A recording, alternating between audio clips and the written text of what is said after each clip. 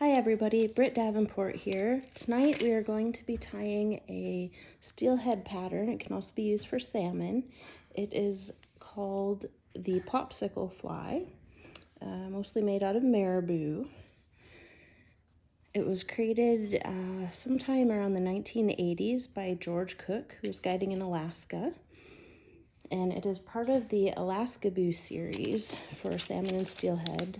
He has other color variations, to my understanding, that work equally as well. So tonight we're going to be tying on a Gamakatsu T10 6H. I'm using a size 6, but that of course is tyer's choice.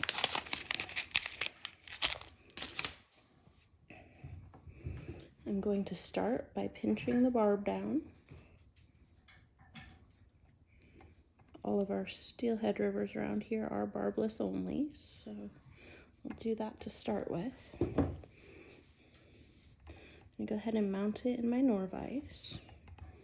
Now if you're using a Norvise, keep in mind you want the shank of the hook to be just above there, so it's spinning in line. If it's a curved hook, it's a little bit harder to do that. But just get it as close as you can.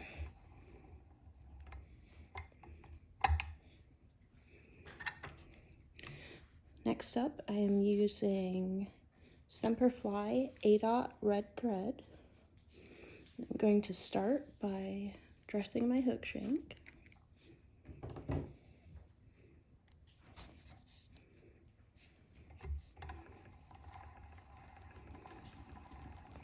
I'm going to take that all the way back to about where that barb was.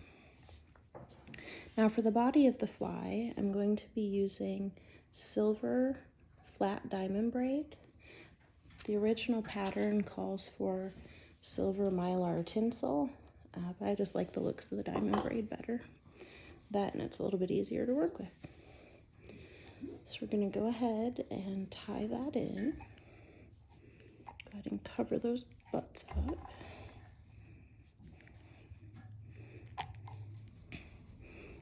So then I'm going to advance my thread to the 1/3 point thereabouts. We're going to be tying in 3 pieces of Marabou ahead of this, so make sure not to go too far forward, otherwise you won't have space for that Marabou. I'm going to go ahead and throw a half hitch in, take my bobbin over to my thread post, and then we're going to just wrap that diamond braid or that mylar, whichever you're using. I'm going to take that right up to where we stopped our thread at. Go ahead and secure that material off and trim out the excess. Go ahead and cover any butts that you have. So first piece of Marabou we're going to use is orange. For this I'm using blood quill Marabou. I'm going to prepare the feather by finding where the stem tapers down and stripping all of the fluff off that thicker part of the stem. We're not going to use that because that won't wind around our hook very well.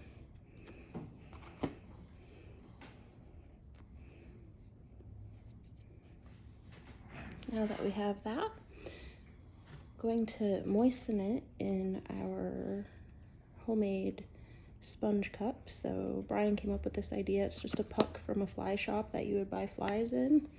And then we just cut out a kitchen sponge to shape, and then it just has water in it. And so it just allows you to dampen the material down, so it makes it a little bit easier to work with. Now that I've done that, we're going to find the tip of that Marabou. It looks pretty ratty right now, but once it dries, it'll fluff right back out. All right, so go ahead and tie that tip in.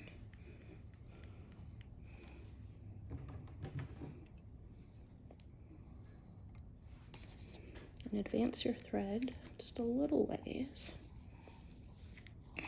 Go ahead and put a half hitch in there.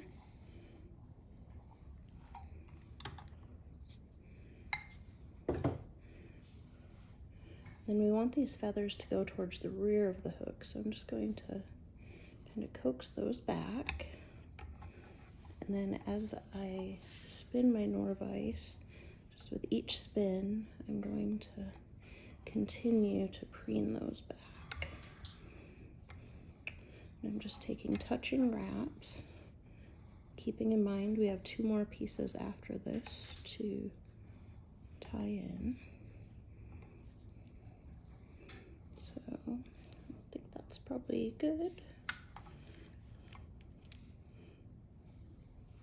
So we'll go ahead and tie that off.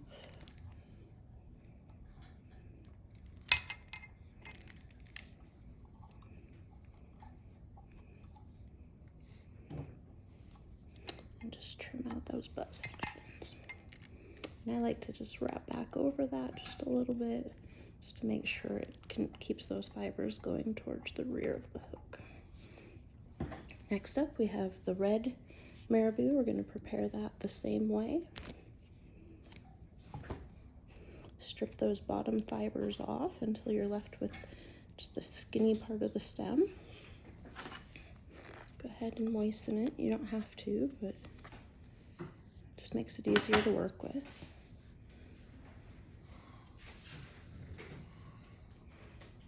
Locate the tip of the feather. Go ahead and tie that in right in front of where we tied the orange off.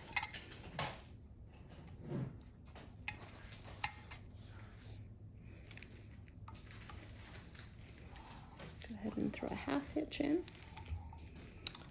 And then we're going to preen those feathers back. And then wrap it just like we did the orange.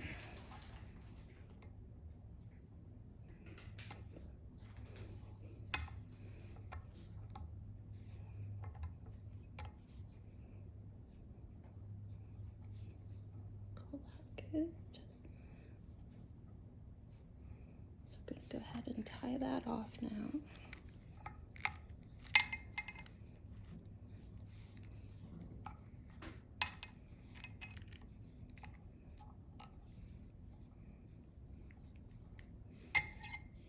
Trim those butt sections out.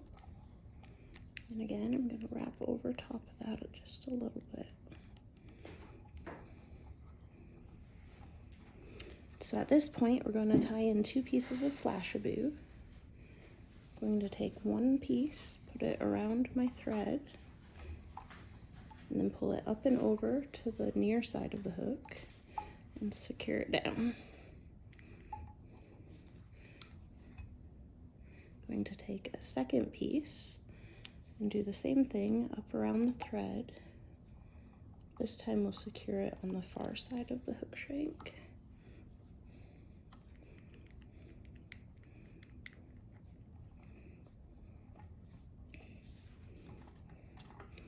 Now that I've got a few pieces on there, I'm going to use a hair clip just to hold that all out of my way. Then our final piece is going to be purple Marabou, which we're going to prepare just the same way as we did the other 2. Go ahead and use the fly cup to just dampen that.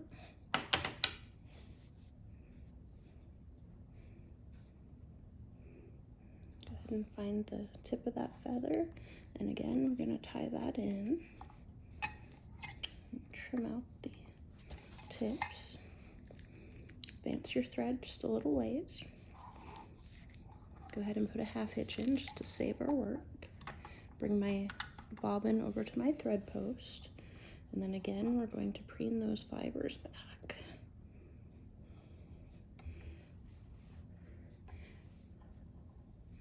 And we'll just take touching wraps as we go.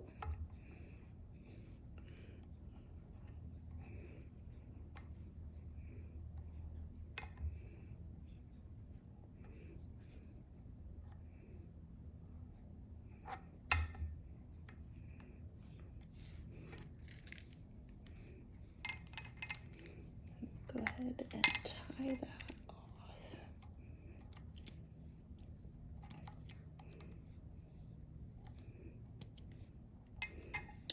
And then trim out the butt section. direction.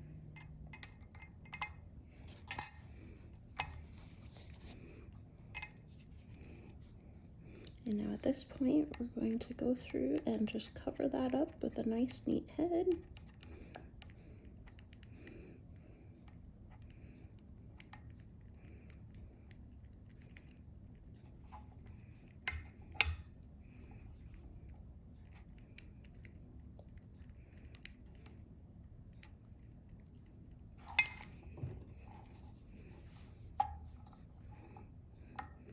Get a good whip finish.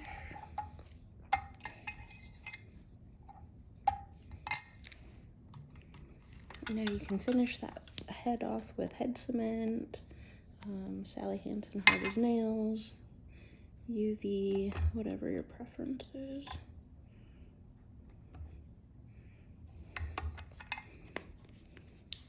The last thing to do is to go ahead and trim those pieces of Marabou. You want them to go just past where your feathers end. Excuse me, your pieces of Flashabou. I said Marabou. It's almost dry already, but if you want to dry it out a little bit quicker, you can go ahead and give it a spin on your Nor-vise. Then you can just brush those feathers out with a toothbrush or a dubbing brush.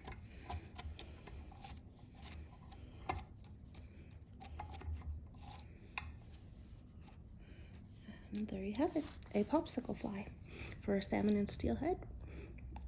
Thank you for joining us, and we'll talk to you later. Bye.